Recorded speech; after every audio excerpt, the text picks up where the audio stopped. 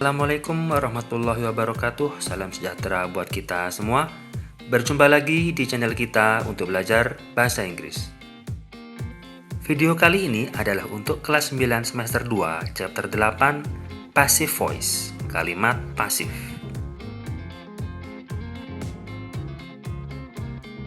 Passive voice atau kalimat pasif dalam bahasa Inggris adalah specialized of the form of a verb used when the grammatical subject is the person or thing which experiences the effect of an action, rather than the person or thing which causes the effect.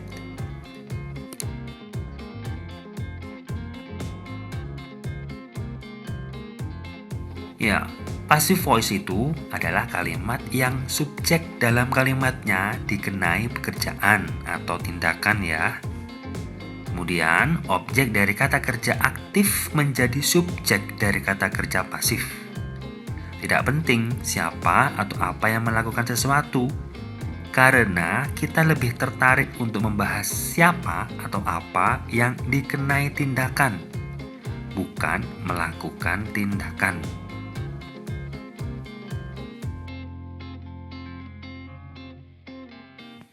Passive voice itu menggunakan kata kerja transitif ya adik-adik, kata kerja yang diikuti oleh sebuah objek. Jika ingin menyertakan agen atau pelaku kegiatan, kita gunakan preposisi by.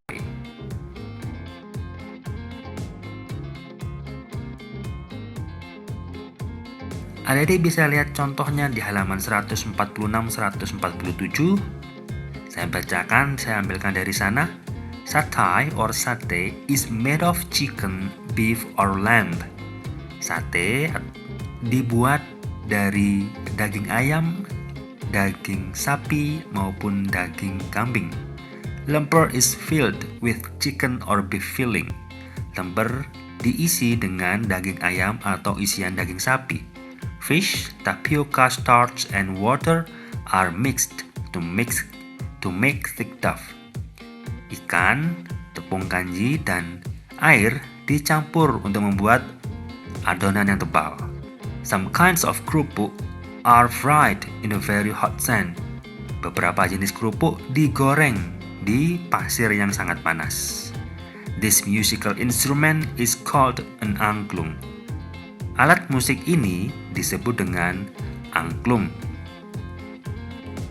Dari contoh ini bisa dilihat bahwa is made, dibuat, is filled, diisi, are mixed, dicampur, are fried, digoreng, is called, disebut adalah contoh-contoh kata yang menggunakan pasif. Contoh selanjutnya di halaman 149-151. This awesome gift was given to me by my friend. Hadiah yang mengagumkan ini diberikan kepadaku oleh temanku. Sometimes it is worn to cover both shoulders. Terkadang benda ini dikenakan ya untuk menutup kedua pundak.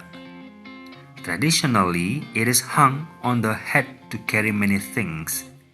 Secara tradisional, benda ini digantung di atas kepala untuk membawa banyak barang.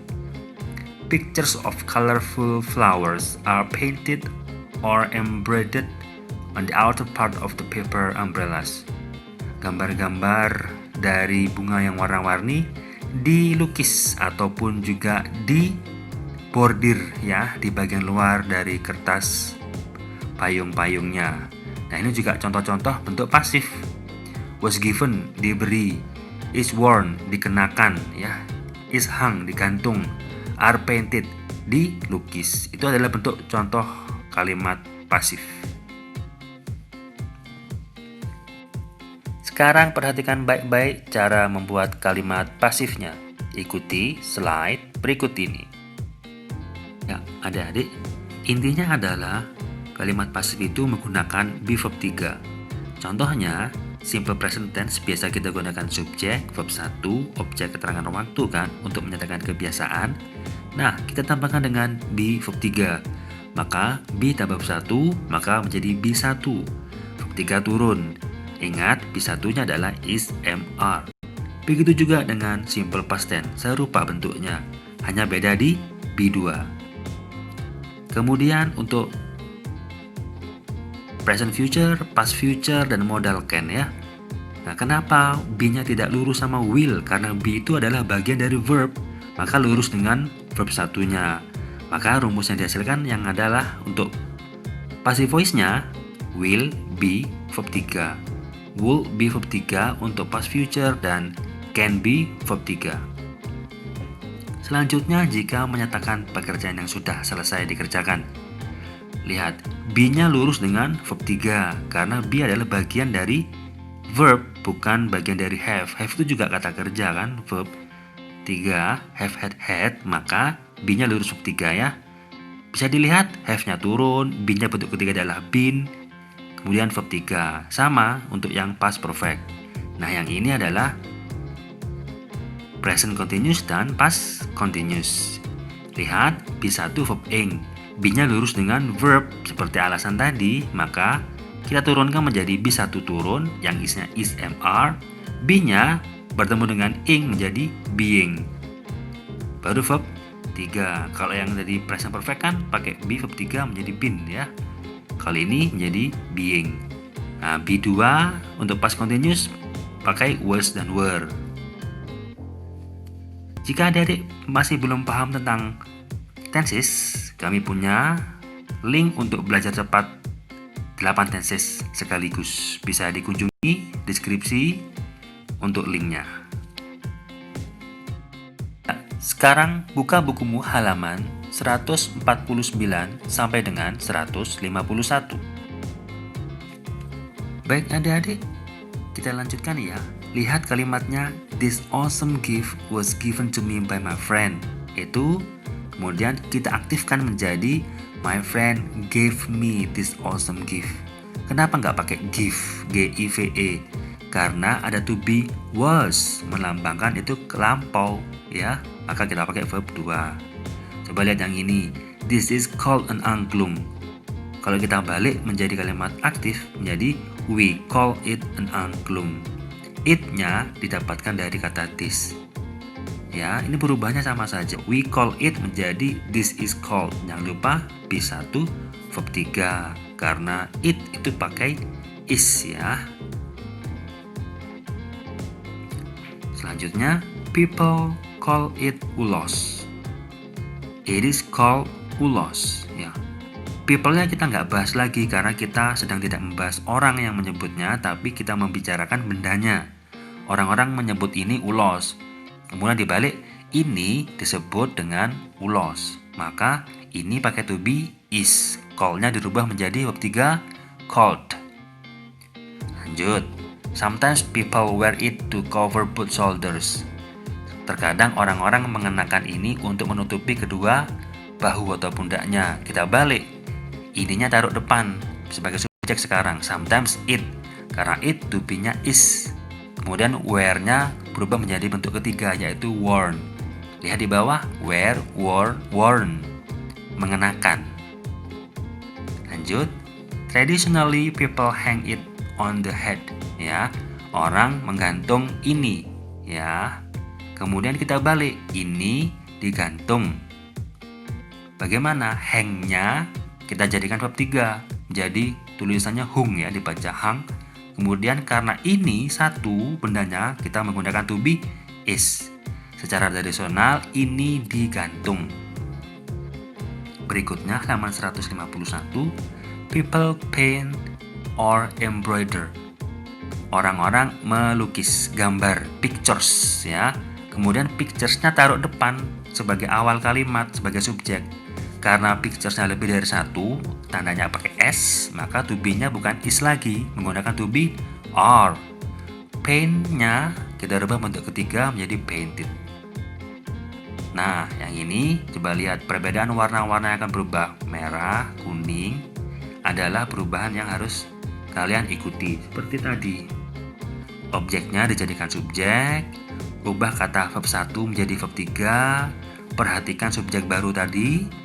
satu apa lebih dari satu. Kalau satu pakai is, kalau lebih dari satu pakai are. Ya, coba lihat gambar ini, she paints pictures. Nah, picturesnya pakai s kan? Kalau dibuat kalimat pasif, pasti menggunakan are. Paint-nya berubah verb 3, painted. Selesai.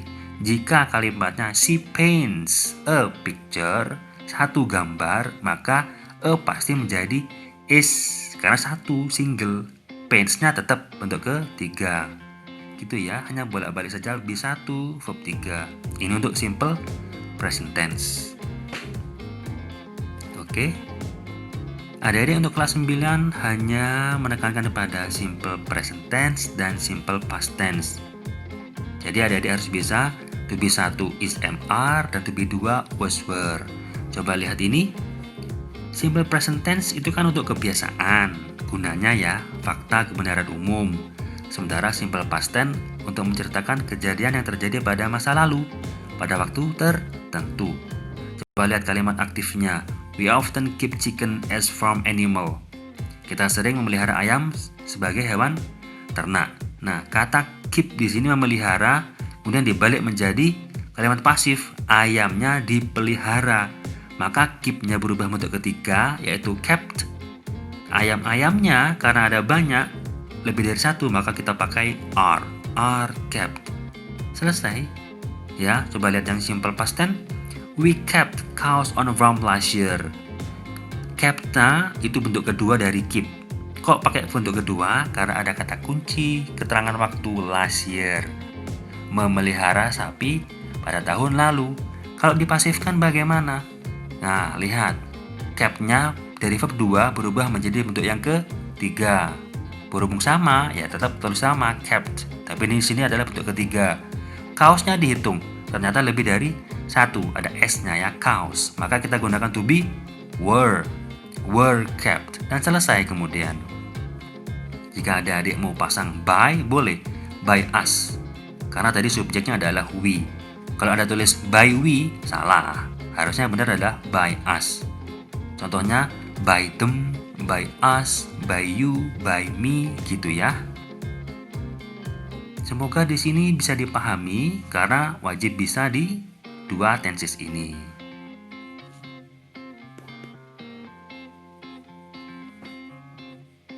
Penjelasan kami untuk materi passive voice semoga bermanfaat dan sampai jumpa pada video berikutnya. Assalamualaikum warahmatullahi wabarakatuh. Salam sejahtera buat kita semua. Bisa.